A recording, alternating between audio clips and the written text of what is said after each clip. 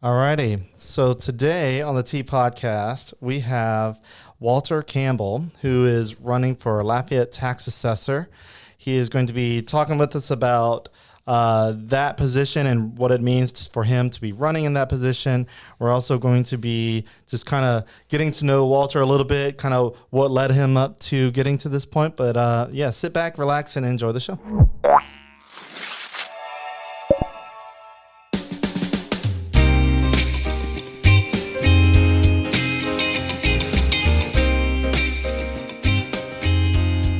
Alrighty, Walter, glad to have you on, man. Finally able to make this work. Thank you, Ben. Yeah, so real quick, our presenting sponsor is Chase Group Construction. They take the lead and become your one point of contact for the entire design build process. So if you have a project that you want to build, they are the go-to guys. They're local. They have a diverse portfolio of projects that range from medical to popular restaurants like the Fat Pats and several others that are well known. I'll get a list eventually. And then multi-unit shopping center developments. Their website is chasegroupconstruction.com. You can see their logo on the screen right there. chasegroupconstruction.com. Check them out and thank them for supporting us. All right, so Walter, good to have you on. Let's kind of get our introductions in order and just kind of figure out who you are.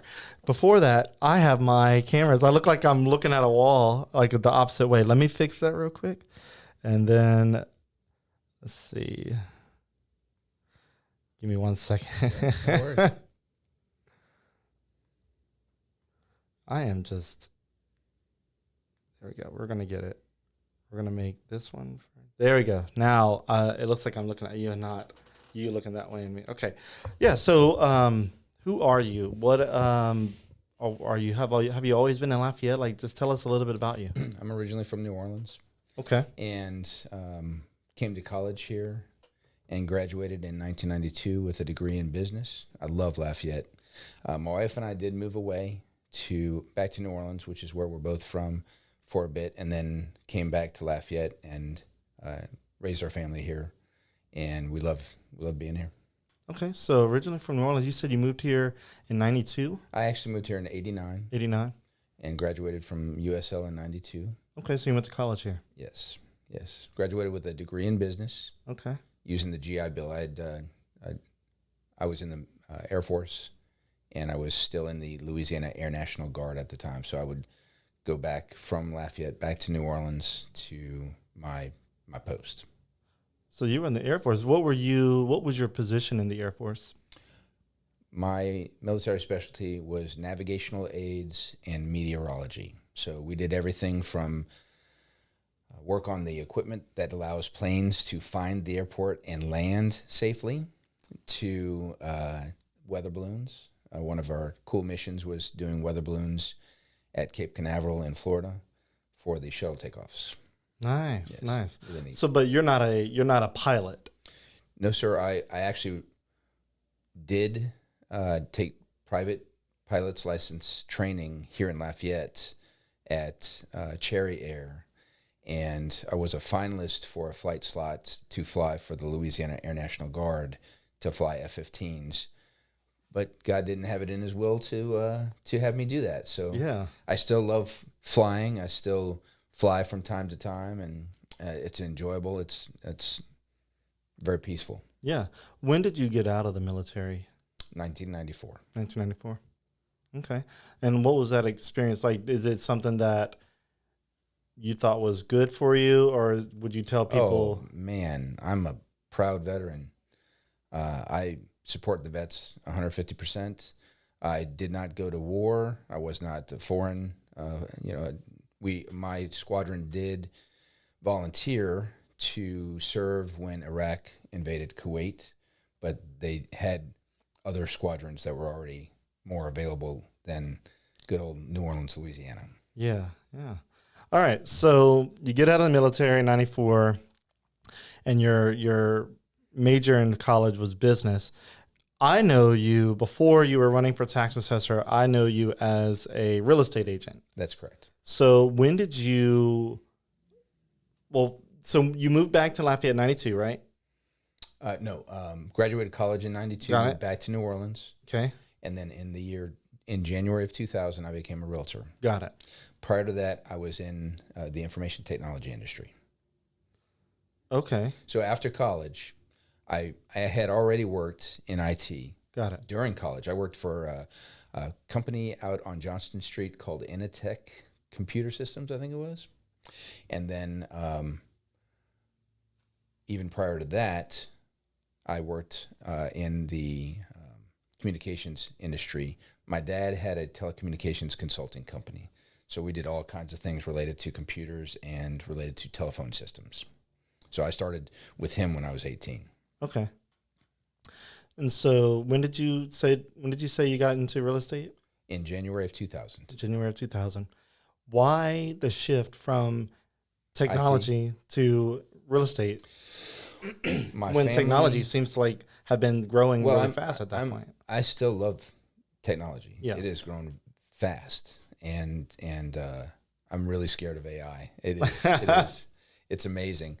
No, what it was my brother-in-law was a realtor here in Lafayette, and my family and I got together in New Orleans, and I'm going to give the credit to my mother-in-law. She said, Walter, flipping houses has become really, really popular, and your brother-in-law is already licensed in Lafayette. I would like you to consider getting licensed too. And what we're going to do is he's going to move back to New Orleans, and we're going to start flipping houses. And you'll list and sell them, and he will handle the construction side. So it was like, awesome plan. So within probably 6 months of me becoming a realtor, we did our first flip. And that was in the year 2000. And we made out well. My mother-in-law funded it. Yeah. And my brother-in-law did all the sweat equity and then paid her back her original investment, plus, of course, a third of the profit. And so we all made some money. It was great. And it set me on a really great trajectory as not only a realtor, but also as an investor. Nice. Yeah, I hear you. If I'm going off. So my question was dealing with real estate and flipping houses, of course, but obviously it was a very lucrative kind of situation. Was this sparked because, I mean, at that time there was a lot of, HGTV was coming out with a lot of flipping houses type shows, and then, I mean, there are even more now. Yeah. We definitely got on that train. Yeah. And then in 2002, myself and a couple more realtors, a builder and a developer, started our own company. It was called Main Street Realty. And we did everything from development all the way through construction and post-sale. Plus we sold resales. Okay. So, and then unfortunately Katrina hit.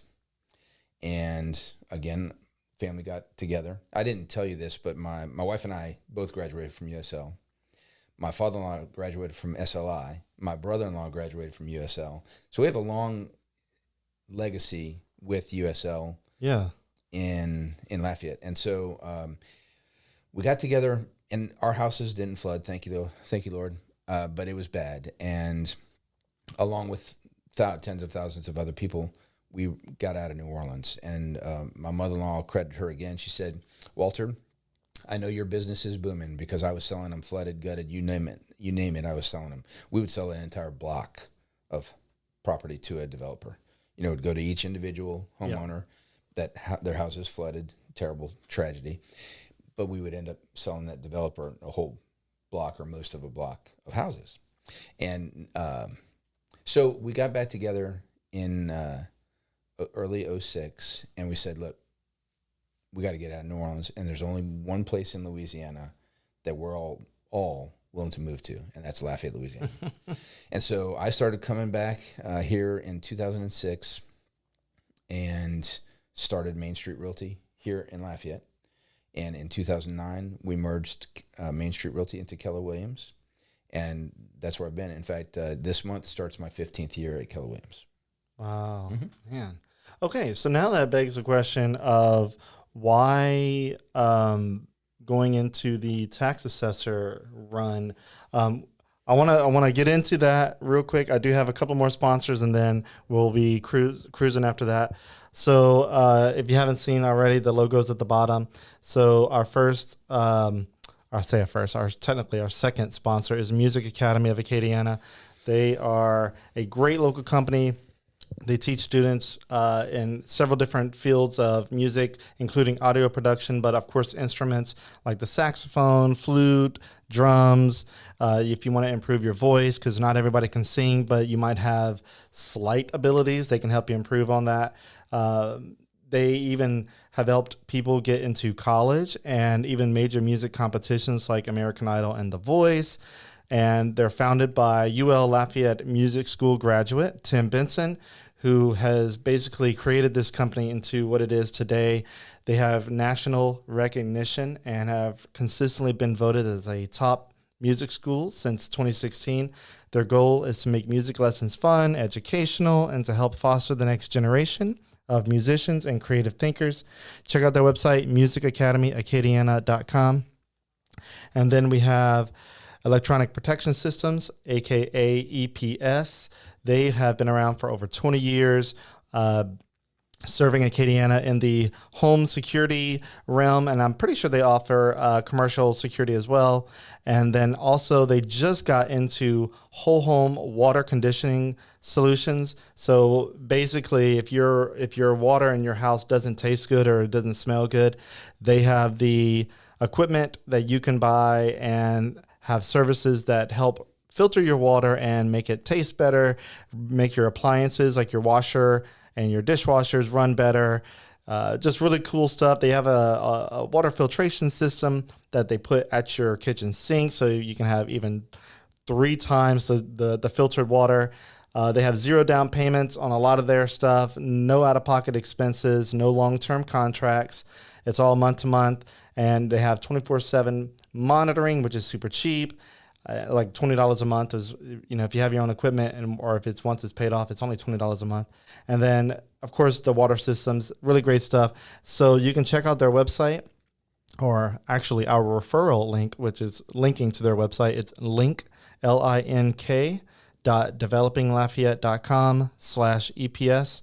Just go to that link and you'll be able to check out their services and get contacted if you want your water tested at your house to see if it's even good or bad. They'll do that for free. And yeah, or you can just go to their website, eps-online.com. Their phone number is on the screen. It's 337-232-2487. And with that, we're going to get into the nitty-gritty of why Walter is now running for an office. So you're in real estate. You're a veteran. What came across your mind to say you want to run for Lafayette Tax Assessor? In 2008, I was sitting with my friend Louis Perrette at a Boy Scouting event. He and I were both involved in the troop at Our Lady of Fatima School, and I told him that I was interested in running for public office. And he said, "Well, which role?" I said, "I'd like to be the assessor." And it really came from my interest in real estate. I'd grown quite a bit, owning my own company for a number of years, being involved in lots of different commercial and residential aspects of real estate. It just, that would be the one that I would choose. And so ever since then, and of course I contacted our current assessor, Conrad Como, and I've been in off and on contact with him for numerous years, 15 years, about my interest in running. And he's been very helpful. He's met with me several times. We've talked about the assessor role several times. And it's just when I learned of his retiring, I said, well, this is my time. And so now I've got 24 years of real estate experience. And, I value property every day. I help buyers and sellers in commercial and residential. And I value property for banks. I value property for other third parties. They contact me to get valuations. And so I would like to do that. And we didn't talk about it yet, Ben, but I've also been very involved in a community aspect here in Lafayette. And so I wanted to combine my interest in real estate and my desire to serve our community in specifically this role. And another thing about it is I find that the clerk's office and the assessor's office particularly are not very political. Okay. I don't like politics. I don't like horse trading. What I like is providing our community with value. I promise fair, accurate, unbiased valuations. And that's been something that I've done professionally now for 24 years. Okay. So when you say not political, you're talking about like there's no reason for people to mudsling in that situation, is it? No. It's like versus like a legislative position, like a council person or a state legislator. Yeah, you're not making policy per se, right? Or no, not per se. It's really carrying out the duty of the assessor, which is to value residential property, commercial property, and business assets. That's what the assessor's role in our community is. They're the chief valuation officer for the city parish government, just like the clerk of court is the chief records keeper for the city parish government. So they're not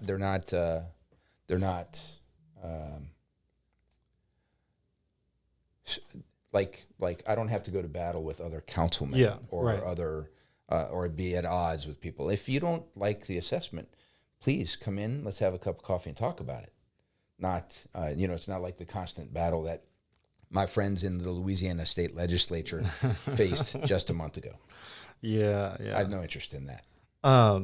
So regarding the assessor's office, like are there any things that are glaring issues in the assessor's office or in the role right now? Like basically what I'm getting at is, what do you believe that you can bring to the table that would improve the assessor's office versus just claiming a spot and running it at the status quo that it's in? So having an interest in it for the last 15 years, you can probably guess I've talked to thousands of people. Yeah. I've talked to thousands of people about what's good about the assessor's office, what are some challenges with the assessor's office. And Conrad Como has been in there what will be, when he retires next year, 24 years. And he has done good things in the assessor's office. However, some of the areas that I think need attention are, number one, the technology in the office. I have heard it from thousands of people that it's outdated and it requires updating. And I've heard that from former assessor employees. I've heard that from my realtor friends. You may not know it, but realtors, lenders, title attorneys, abstractors, appraisers, landmen and women, and many city parish employees use the assessor site daily. Yeah. I use it so much that when I go to my browser and I type the letter L, it populates LafayetteAssessor.com. And so the website isn't even mobile friendly. And so just common things that I think, in fact, some of our surrounding parishes, I'll give you some examples. In Iberia Parish, the assessor site has a picture of the subject property. We don't have that in our assessor site in Lafayette. It also has a sketch of the footprint of the home with the square footage. They've gone out and measured it, and they published that on the website the public. It's on the public side. In Acadia Parish, the public can download recorded instruments, plats, and surveys. You have to pay for it, but it's on the assessor site. You just go to it, and you can download it directly to your computer. It's fantastic. Yeah. And I'm like, Lafayette Parish should be leading the charge when it comes to the top technology in the municipal government, in my opinion. Yeah, look, I agree. I don't know why we have some of the outdated software and systems that we have. Kind of going along in a similar vein. So I look at building permits a lot, or used to, and there are some the program that they were using. It was super simple. That they were using. Let me make sure I preface that. And now the system that they're using, while it's newer, it feels like it went backwards. And I'm like, why is it such a struggle to even look up a date range? Sure. You really have to finagle the software to get what you want versus, the last system was just, this tab says, hey, look up a date range, and you would click it and you would just. Have you made that planning department aware that it's more of a struggle, especially? Let me tell you, John Broyles, he's over the department, and I've told him, and he's sympathized. He said, look, I or empathize, whichever one's the correct one. But he said, look, I agree. He said, we're working on it. So he did say that the old system was less, could have less modifications. This one, they can tailor the system to how they want it. So he stresses that they are working on making it better and to be more in line with the systems that they had, but it's just more up to date. And I appreciate that, but still, it's a task. So I'm hoping that the system does get better, but it feels old. So kind of in that same vein. So that would be number one, is improving the technology. And number two, as a veteran, I would like to do more outbound communication from the assessor's office, particularly to disabled vets, as well as senior citizens. My team and I have been walking this is our 9th week, walking door to door, and I love it. I love getting out, meeting our community. You loved it, especially in this heat? I don't care. It's what I tell people. Number one, every 4th house, almost by default, somebody offers me a bottle of water. Oh, yeah. Number two, once your body sweats and God gives me a good 3 to 5 mile an hour wind, it's like air conditioning anyway. It's fun. Yeah. Well, that's what sweat's for anyway, right? It's supposed to cool your body off. And so, but in my real estate career, I've served lots of seniors and I've served lots of veterans. And when I've been door knocking, speaking to these same parties, you'd be surprised. We voted to give disabled veterans tax benefits, but they tell me they don't hear about them. If they don't go to VFW or another veteran organization on a regular basis, they're not hearing about the veteran benefits. And seniors as well. I have met so many seniors that even, and these are affluent people, they didn't even know about the homestead exemption. And they're in their 80s and they qualify for the assessment freeze. So what I want to do is I want to use tools available to us, public service announcements on the Lamar digital billboards, for example, radio and television, just 15-second spots where a disabled veteran is talking to another disabled veteran about, hey, I got some benefits due to my disabled veteran status. Have you looked into that? I'm 65. My household adjusted income is $100,000 or less, and I take advantage of the senior freeze. Have you looked at that? And just help them know that those are available to them. So that's another area. Number three, when I was in IT, I worked for some big companies. In fact, one of my companies that I worked for, our client was AT&T Long Distance. And so I was involved at that time in IBM equipment. Very expensive. You know, this cell phone has more power than it now. Mm-hmm. And that's kind of crazy. But I had 2 big systems, and they managed AT&T Long Distance's clients. And I did a lot of work with databases, and I noticed that there was a time in government where each department was they had their own little fiefdoms, if you will. That's my data, even though it was the same data virtually. You and I are in no fewer than 4 databases in Lafayette Parish. You and I are in the assessor's assessor's database, the clerk of court, the sheriff, and the tax collector. You're in our databases. We are both in those databases. There are probably numerous other ones. Yeah. And so in my conversations, I'm talking with different assessors, I'm talking with different other municipal leaders, and they're like, it's not my data anymore. And I said it was never your data. It was the people's data. It's the public's data. Yeah. And so in talking, I said, well, why don't we just consolidate the databases into one secure database that each department can access? It's much more efficient. It is. It will probably not eliminate, but it will reduce errors. It will reduce duplications. It will reduce omissions. And I know that it can be done because the Acadia Parish assessor told me that they have just consolidated their sheriff, their clerk, and their assessor into one database. And so I've already talked to the clerk of court here, and I've already talked to the sheriff.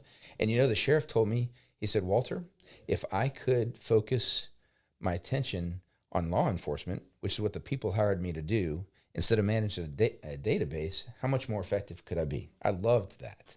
And so they both said, look, we are happy to look at that with you, because there's no, so the sheriff would look at the data from the sheriff's standpoint. Yeah. The clerk, the assessor, and the tax collector would see it from their standpoint, but it would only be one. You would only be one, you'd be in there one time. One, what's the right word I'm thinking of? One contact. Yeah. Instead of multiple contacts. So instead of being in multiple databases, just being in one. Yes. Yeah. Yes. And I think that it would save the taxpayers money, and or allow those departments to reallocate funds to other things, like for the sheriff, for more deputies, for instance, or more equipment for the office. But he wouldn't have to include database management or /IT in the budget like he does right now, if that makes sense. Yeah. So I guess I'm kind of thinking about, the assessor's office a little bit more, and kind of what the taxes that are gained from what the tax assessor essentially does, and all that stuff that goes through it. Police department, fire department. I'm pretty sure there's several other departments that are, I think obviously the schools are all ran through that tax that's collected. Sure. So what happens is each year the assessor values property, which is the sole responsibility of that department, right? That and hearing appeals on people that think that adjustments need to be made in there. Yeah, you went up on my taxes lately. That's right. And so the assessor then sends the valuations to the sheriff, and then the tax collector works for the sheriff. And so the sheriff shares the data with the tax collector. The tax collector assigns the millages that we've voted on to the values created by the assessor's office, and there your tax bill is created. And that's why you will get the tax bill not from the assessor, you get it from the sheriff or the city tax collector. Yeah. You'll get a city bill if you live in the city. You'll get a parish bill if you also live in the parish. So and then the sheriff collects the taxes, right? The assessor doesn't. That's why you never pay the assessor. You don't send a check to 1010 Lafayette Street. You send it to the sheriff's office or to the city tax collector, right?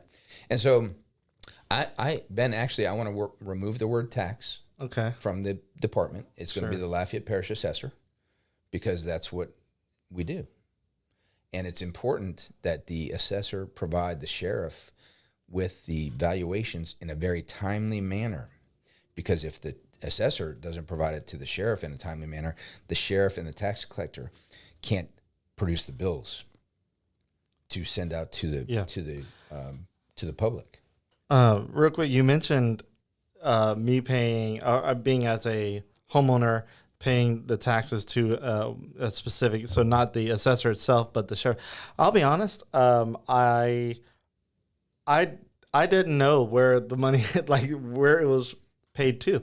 I get the paper that says this is not a bill, it's just the assessment, and it comes from the assessor's office. But as far as paying the sheriff department, because I live in the unincorporated portion of the parish, I had no clue. I just knew that my monthly mortgage has an escrow. The escrow, whoever the people that manage it, our mortgage company, they pay out of the escrow to the taxes, and I get notified, hey, on your behalf, we paid the taxes, and usually it's in line with the this is not the bill, but the assessment paper. I had no clue where essentially they were paying it to. I just knew that it was going to the appropriate place. I had no clue. So I think it's interesting that you say that, because I don't know. I think the majority of people that are homeowners have no clue that where that money is actually going. And I think I've been to a couple of Conrad Como's classes. He's a very good educator. I would like to see more of it, though, for the public's sake. Look, it's a boring topic unless you're mad about your taxes, okay? And however, we have awesome tools like YouTube and other things. Like on the webpage, on the assessor's webpage, I would like to see a frequently asked question section. FAQ section that has commonly asked questions. Where's my money go? What's it used for? And I want to, just like our parish president put in place, I want to have the Louisiana checkbook in the assessor's office too, because I believe from a transparency standpoint, the public needs to know where every dime that goes into the assessor's budget is spent. Yeah, Yeah. I agree. Yes.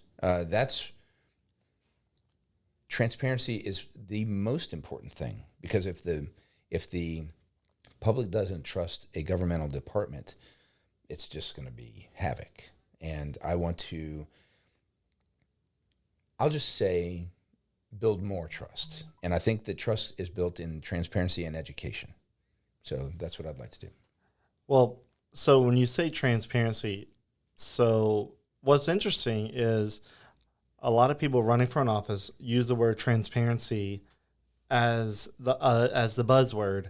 And if they do make it into office, transparency gets pretty opaque. No, it should be clear as glass. And what that means is, if somebody were to call, or I would say put it on the webpage, a frequently asked question, how is my tax on my property derived? What if I don't agree with the tax on my property, or the valuation assigned to my property, the assessed value, for example? Then here's the process. And I want to streamline that process. I went into our assessor's office one time, and he had a stack 12 inches tall of appeals. To me, in 2023, there should be a way to streamline that process. Not only the receiving of the calls, but the streamlining of the schedule to meet with people. One of my lender friends, in fact, I have met others that have been in there. I said, how many hours were you at the assessor's office? And I wasn't lying. One of my friends, he's a lender, he spent 6 hours waiting to speak to somebody about an appeal in the office. 6 hours? 6 hours. And I'm a businessman. You are not going to waste 6 hours of my time. And so I was like, wow, that's kind of crazy.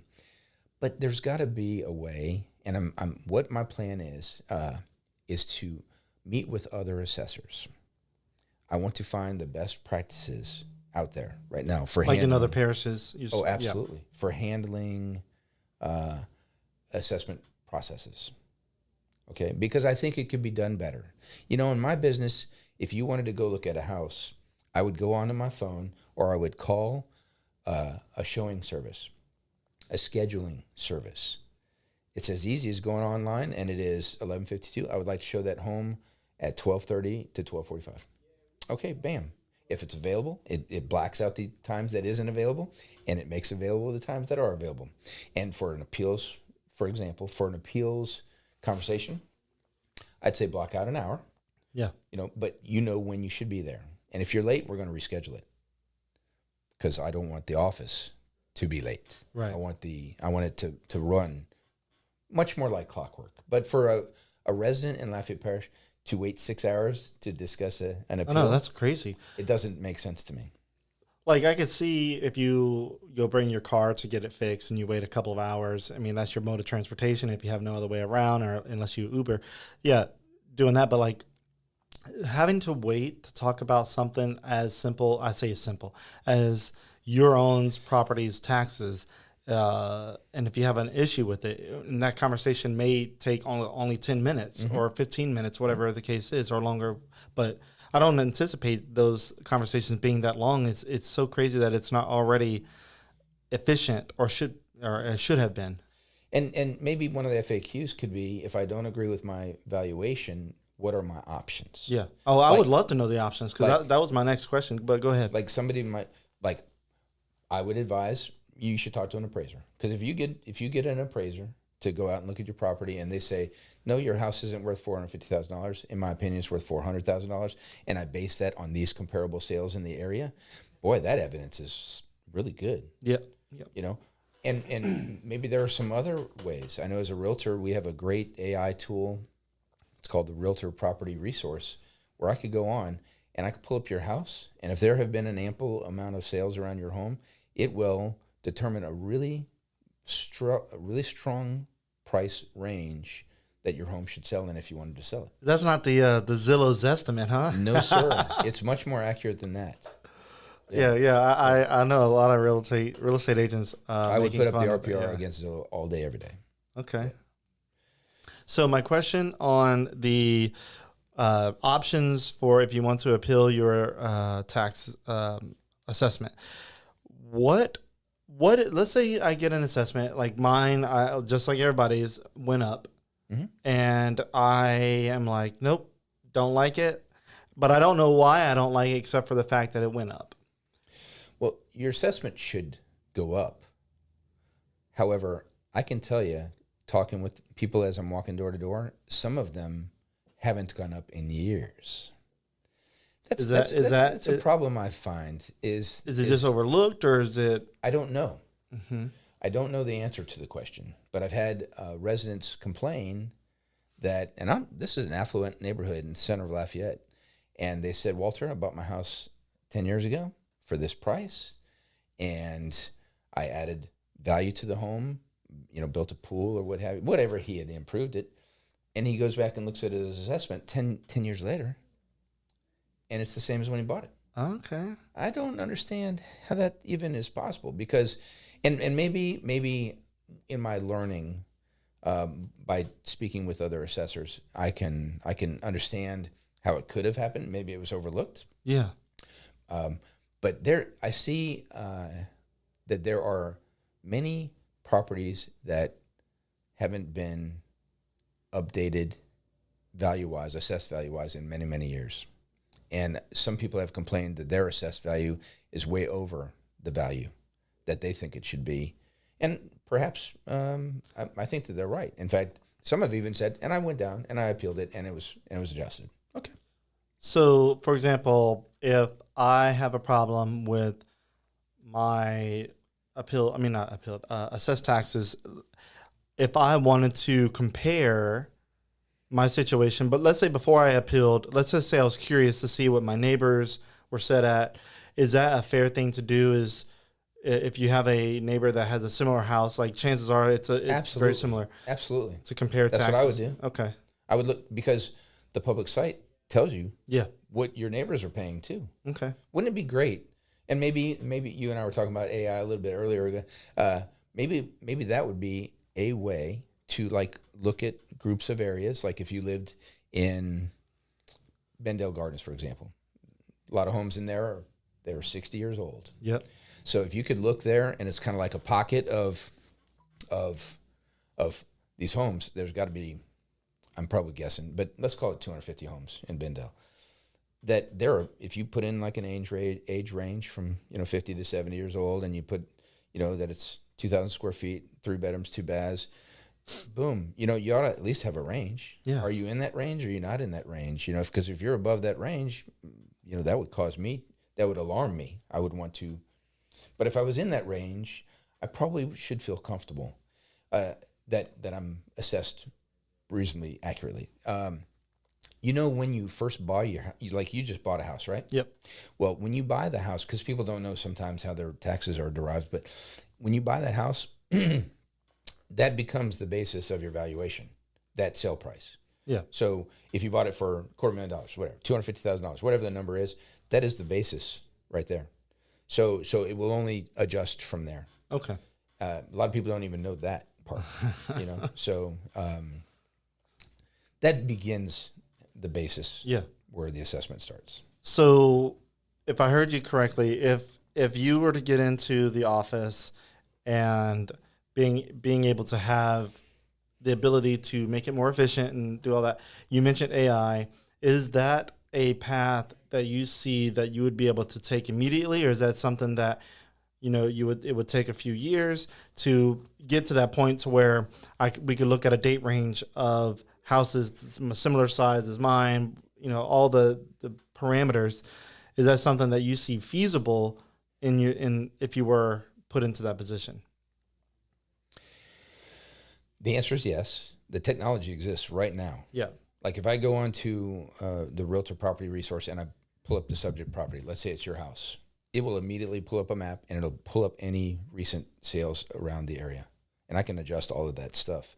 Wouldn't it be cool to just apply that to a municipal website, government website like the assessor site, that you could pull up and see that you're in a range consistent with others around you? Because to be an outlier, either really, really low, which means they're not paying their fair share of taxes, or really, really high and they're paying more than their fair share of taxes, neither side is fair. but I think that the technology exists today to bring it more in line with what the value should be. And I think that the assessed value should probably usually, especially for a home that hasn't sold in many, many years, mm-hmm. it should still probably be within 70 to 80% of the market value. Have you gone on the assessor's website? Yeah, okay. I've been on there a few times. So when you go and you pull up your property, there's an assessed value, and it breaks it down, the land, the improvements, et cetera. And then there's a market value. Well, that market value is never very, in my opinion, very accurate. But the assessed value should fall in line with that, about 75 to 80%. Okay. That, because especially for the home, because if you turn around and sold your home tomorrow for $300,000, that would be the basis for the next residence tax property assessment. So something that I've noticed on the assessor's website, because I don't go on there often, but there are times when I'm looking to see if a property sold mm-hmm. or, find some information on a particular property that may not have a building permit or anything like that. But let's say that there's a business that bought property. I probably should have gone to clerk of court, but let's say I go to the tax assessor's website hoping for up-to-date information. What I find is that information is usually, it could be 4 weeks, it could be 2 months, mm-hmm. 3 months. 3 months. Out of date. We were talking about the consolidation of the database earlier. Mm-hmm. This will help. My idea, if the concept in my brain can be turned into reality, like I think it can because Acadia just did it. The title attorneys have been talking to me about this. They're doing e-recordings now. So when they complete a sale, they scan in the closing documents, and it sends to the clerk's office. Well, if we only had one database, that incoming closing documents would be scanned to the clerk's office. The clerk's staff would ensure that all of the correct documents are there. They would stamp it, received at this date. That would be considered recorded. And then, boom, it's available to everybody right now. Not a month, not 2 months later. It's available to the sheriff right now, because you got to know how important address and person are to the sheriff. Yeah. In case something goes sideways. Right. He wants to know who's living there, or she. So I would love to see that. And the attorneys have been like, man, if you could make that happen so that the assessor site is updated as soon as it's approved and recorded by the clerk's office, because it's already there. Yeah, because I feel like it takes forever to update. Sometimes it does. Yeah. Yeah. So we're at about almost 45 minutes, and I want to make sure I'm respectful of your time because we did get a late start. But regarding the parish and specifically the city of Lafayette as a whole, where do you think we are on our path to being a well-ran, established community? Do you think we're on a good path, or is there certain? I'm not trying to pin you in a political sense. I'm just talking as a. I'm happy to answer that. Yeah. So where do you think we're going? Lafayette Parish mm-hmm. is like a bubble. It's that Lafayette Parish and St. Tammany Parish vie for number one, number two most prosperous parish in the state of Louisiana. Really? Uh-huh. Okay. And did you know that the residents of St. Tammany Parish pay 60% more in property taxes than the residents in Lafayette Parish? St. Tammany is the number one tax collector of property taxes in the state of Louisiana. Lafayette is number 9. And I'm so proud of that, because I think that if you look around Lafayette, you are amazed at all of the wonderful growth we've had. Our suburbs, Youngsville, Broussard, Doosan, Scott, Carencro, they're booming. They're growing massively, while our surrounding parishes, unfortunately, are declining. And a lot of those people are moving to Lafayette Parish. Yeah, they're all moving to Lafayette because we're getting all this stuff. And so that's why we get the Top Golfs. That's why we get the Dave & Buster's. As I understood it, I don't know it to be true, but I was told that Dave & Buster's looked at Baton Rouge mm-hmm. and chose Lafayette. Oh, yeah. Completely skipped over Baton Rouge, and I was like, wow, that's crazy. So, no, we're in an amazing bubble. I think our government is well well run. I think, look, we can all do better. Yeah. The parish president, mayor president, he's done. I've never seen so many roads resurfaced. And so don't get me wrong. When the word surplus comes to my mind, I'm like, well, give it back to me if you have a surplus. Right. However, this COVID surplus that the federal government gave to the states gave to the parishes, and the city governments, I will tell you that in my opinion, the money has been used prudently. I have not heard of any, other than just infighting within the parish council with the mayor president. Right. None of that stuff has, like, if he'd done something wrong, he would face the consequences. But our government, I think you're always going to have that because you got two sides or three sides.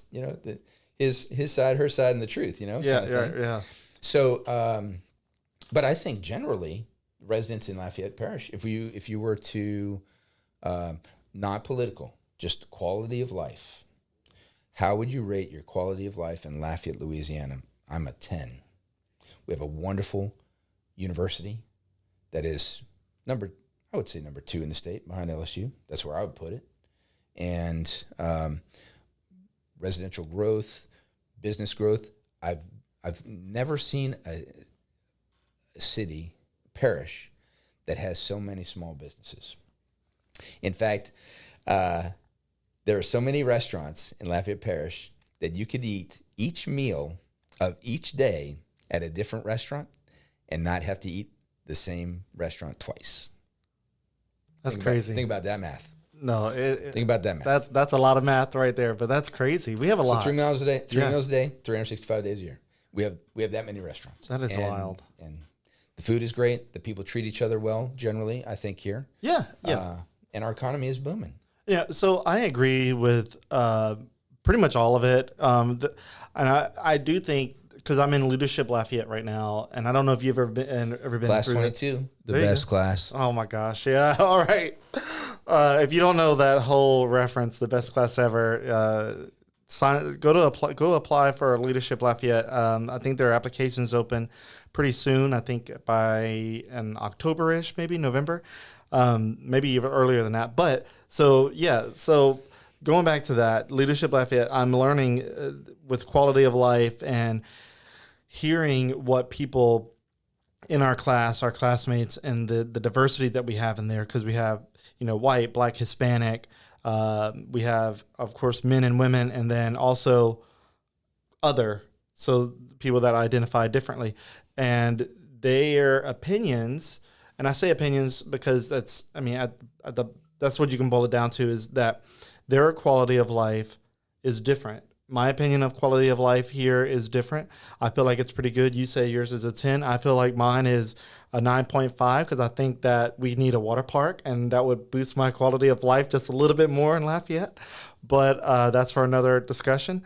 But what we boil down quality of life to essentially is access in the parish and what that means for people. So some people don't have access to grocery stores. There's food deserts in Lafayette. Mm-hmm. So while I think overall our quality of life is pretty much a 10, I think there are obvious improvements, and obviously that's something that the assessor's office really can't dictate. That goes above, that almost goes above the mayor president's head. Like that's a big task. But I was just coming off of that your mention of quality of life, which I think is good. And I didn't realize that you said St. Tammany number one is number one, and we pay less property taxes. That's the craziest thing, because I feel like substantially less. But like, why are we? And by the way, you can find that easily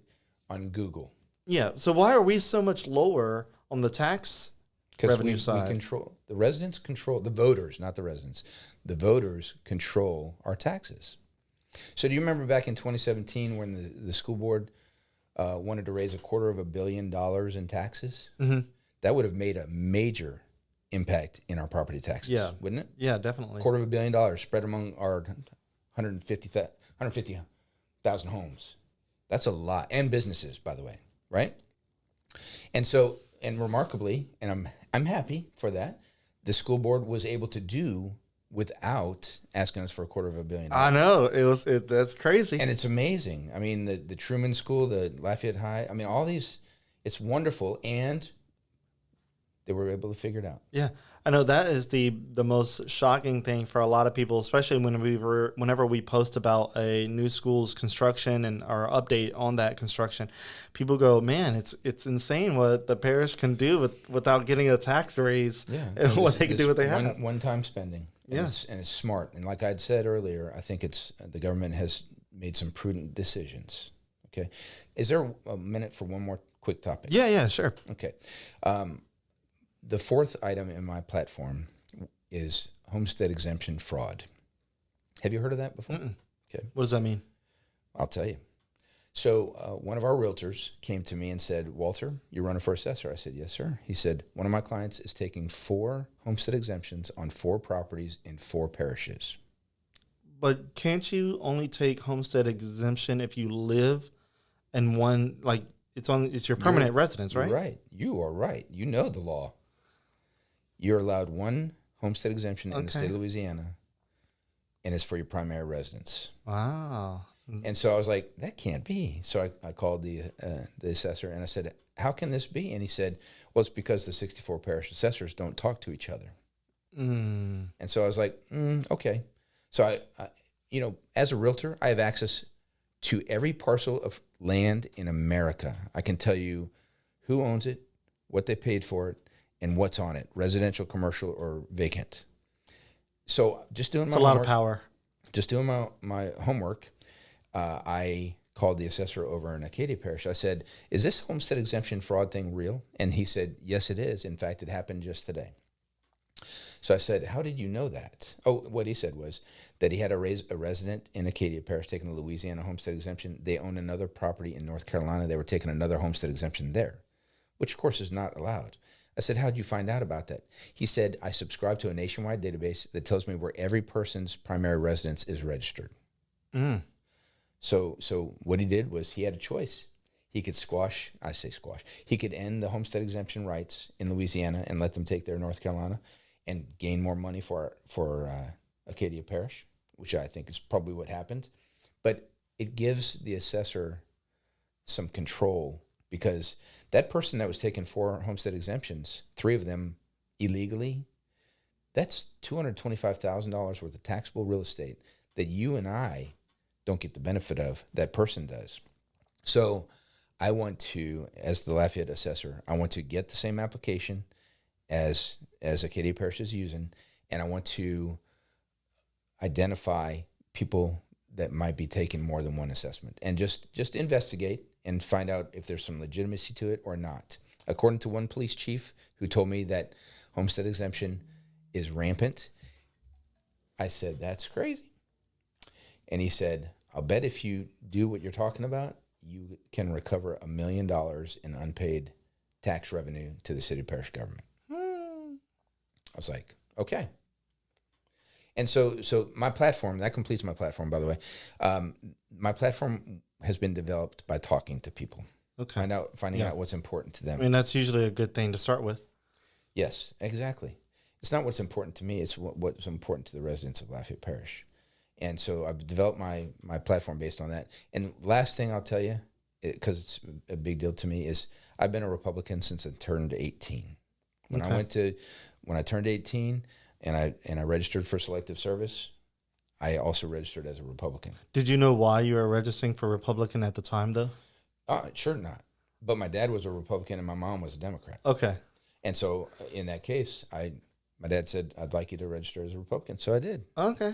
And so, of course, no 18-year-old knows that. Well, of course.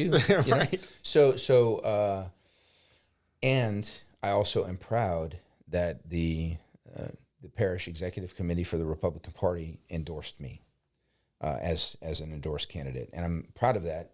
And I'm the only endorsed candidate in my race. So I wanted to make sure that the listeners knew that. There you go. Well, I am a registered independent since I've been 18, because I had absolutely no clue what Democrat and Republican stood for.